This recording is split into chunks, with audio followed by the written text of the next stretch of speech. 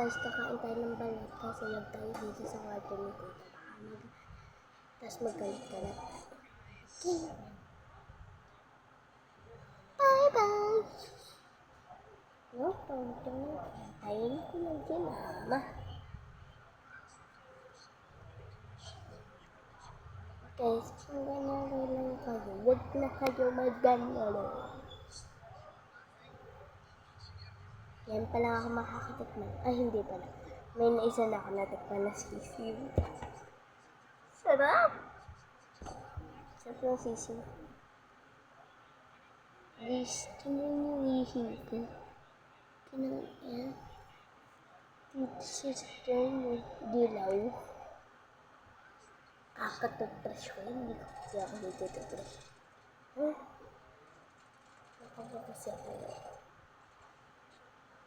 Kaya hindi parang nabukod na. Yan.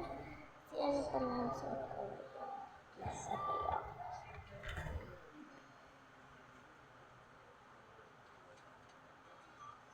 Suot ko pa sa tayo.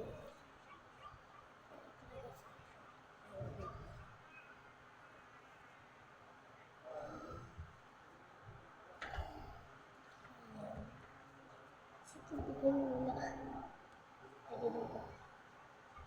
Nandito kasi ako sa kwarto ni Tita. Then, umalis siya. Kaya ako muna tagapantay. Ano, dito kami tutulog? No. Siyempre, doon ako sa labas matutulog.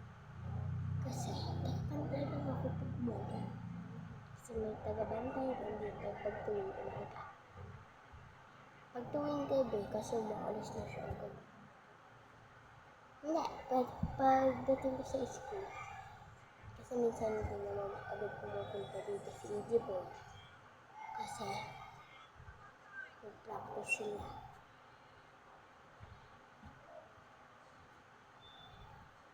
Kaya siya, may pasok rin talaga si guys.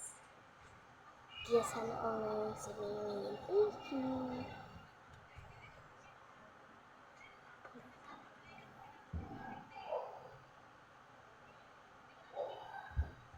Sana.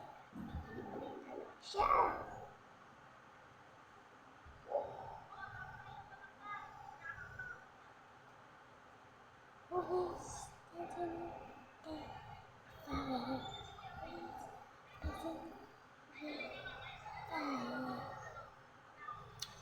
Guys, bye-bye na.